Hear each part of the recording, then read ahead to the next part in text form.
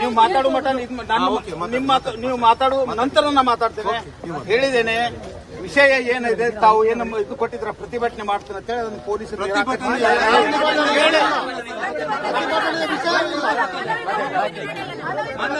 ನಾನು ಹೇಳ್ತಾ ಇರೋದು ನೀವು ಅಂತ ಹೇಳಿ.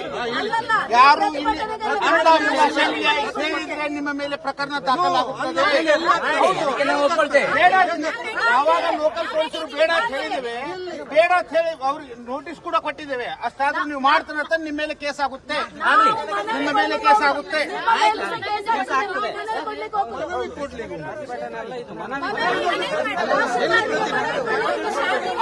ನಿಮಗೆ ಆಲ್ರೆಡಿ ಕೊಟ್ಟಿದ್ದೇವೆ. ಇವತ್ತು ಮನವಿ ಆಗಲಿ ಪ್ರತಿಭಟನೆ ಆಗಲಿ ಮಾಡಲಿಕ್ಕೆ ಅವಕಾಶ ಇರುವುದಿಲ್ಲ. ನೀವು ಕೊಟ್ಟಂತ ಮನವಿಯನ್ನು ನಾವು ನಿರಾಕರಿಸಿದ್ದೇವೆ. ಅದಕ್ಕೆ ಇವತ್ತು ತಾವು ಮಾಡಲಿಕ್ಕೆ ಅದಕ್ಕೆ ಇಲ್ಲೇ ನಿಲ್ಬೇಕು.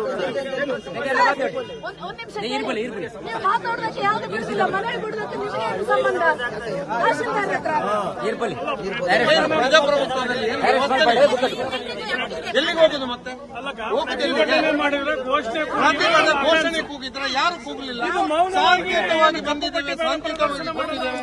ಮೊನ್ನೆ ಧರ್ಮಸ್ಥಳಕ್ಕೆ ಅಷ್ಟು ಜನ ಬಂದ್ರು, ಅವ್ರಿಗೆ ಏನ್ ಮಾಡಿದ್ರಿ? ಅರೆಸ್ಟ್ ಮಾಡಿದ್ರ? ಧರ್ಮಸ್ಥಳಕ್ಕೆ 500 ಗಾಡಿಯಲ್ಲಿ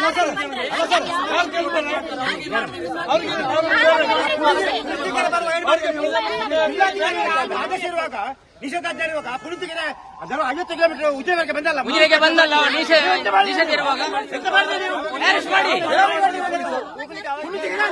ಪುಳಿತಿಗೆರೆ ಅಲ್ಲಿ ಬರುವಾಗ ಅರೆಸ್ಟ್ ಮಾಡಿದಿರಾ?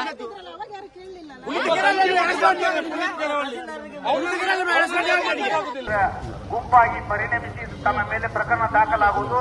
ಅದಕ್ಕಾಗಿ ತಾವು ಇಲ್ಲಿಂದ ಚದುರಿ ಹೋಗಬೇಕು. ತಮಗೆ ನಾವು ಈ ಮೂಲಕ ಕೇಳ್ಕೊತಾ ಇದ್ದೇವೆ. ತಮಗೆ ಯಾವುದೇ ಅನುಮತಿಯನ್ನ ಪೊಲೀಸ್ ಇಲಾಖೆ ಕೊಟ್ಟಿಲ್ಲ ಮತ್ತು ನೀವು ಮಾಡಲಿಕ್ಕೆ ನಿರಾಕರಿಸಿದ್ದು ಇದೆ. ಆದರೂ ಕೂಡ ತಾವು ಸೇರಿದ್ರೆ ಇದು ಅನ್ಲಾಫುಲ್ ಅಸೆಂಬ್ಲಿ ಆಗುತ್ತೆ. ತಮ್ಮನ್ನ ನಾವು ಪ್ರಕರಣ ದಾಖಲು ಮಾಡಬೇಕಾಗುತ್ತೆ. ಅದಕ್ಕೆ ಇಲ್ಲಿ ಯಾರು ನಿಂತ್ಕೋಬಾರ್ದು, ಎಲ್ಲರೂ ಚದರಬೇಕು. ಇಲ್ಲ ಅಂತ ಮುಂದಿನ ಕಾರ್ಯವಾಹಿ ಶುರು ಆಗುತ್ತೆ. ಮನವಿ ಕೊಡ್ಲಿಕ್ಕೆ ಪರ್ಮಿಷನ್ ತಾಲೂಕು ಕಚೇರಿಗೆ ಹೋಗ್ಲಿಕ್ಕೆ ಪರ್ಮಿಷನ್ ಬೇಕಿದ್ರೆ ಹೇಳಿ, ನಾವು ಪರ್ಮಿಷನ್ ತಗೊಳ್ತೇವೆ. ನಾವು ಸ್ಟೇಷನ್ಗೆ ಬಂದಿರಲ್ಲ,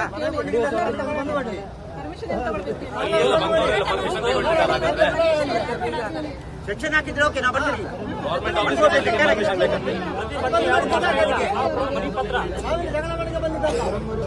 ಅಥವಾ ಏನಾದ್ರು ಬೇಡ ಮಾತಾಡ್ತೀರಾ? ಘೋಷಣೆ ಹಾಕಿದ್ರೆ ತಾಲೂಕು ಕಚೇರಿಗೆ ತಹಶೀಲ್ದಾರ್ಗೆ ಮನವಿ ನೀಡಬೇಕು ಅನ್ನೋದು ಒಂದು ಆದೇಶ ಏನೋ ವಿಶೇಷವಾಗಿ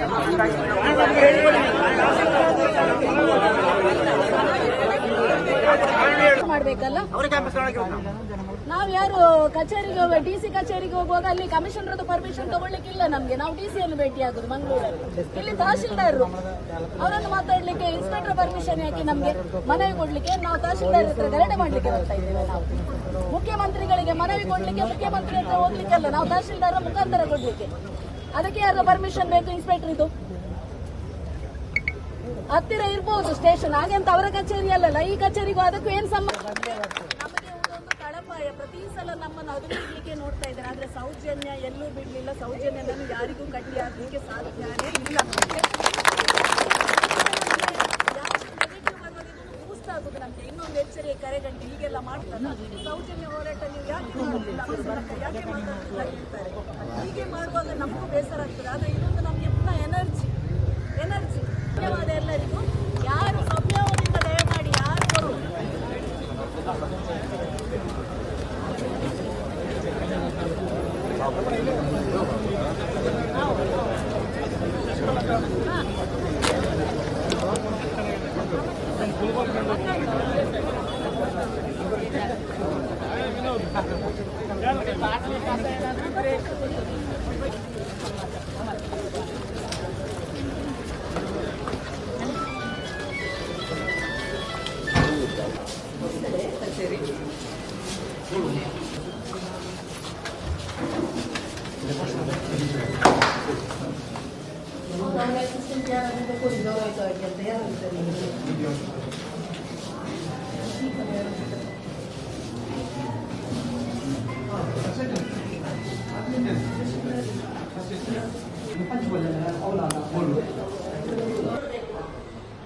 ಅದು ತಹಶೀಲ್ದಾರ್ಗೆ ಕೇಳಬೇಕು ಮೇಡಮ್.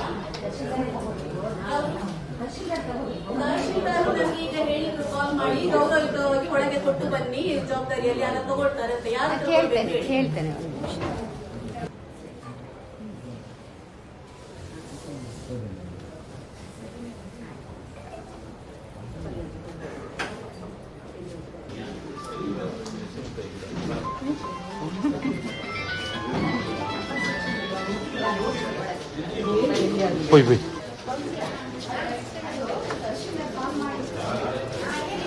ನಿರ್ಭೀತ, ನಿಷ್ಪಕ್ಷಪಾತ, ವಿಶ್ವಾಸಾರ್ಹ ಸುದ್ದಿಗಳಿಗೆ ಮತ್ತೊಂದು ಹೆಸರಾಗಿರುವ ನ್ಯೂಸ್ 18 ಕನ್ನಡ ಈಗ ಆಪ್ನಲ್ಲೂ ಲಭ್ಯವಿದೆ. ದಯವಿಟ್ಟು ಇಲ್ಲಿರುವ QR ಕೋಡ್ ಅನ್ನು ಸ್ಕ್ಯಾನ್ ಮಾಡಿಕೊಂಡು ಆಪ್ ಡೌನ್ಲೋಡ್ ಮಾಡೋದಕ್ಕೆ ಮರಿಬೇಡಿ. ನಿಮ್ಮ ಬೆಂಬಲ ಹೀಗೆ ಸದಾ ನಮ್ಮೊಂದಿಗಿರಲಿ. ಧನ್ಯವಾದ.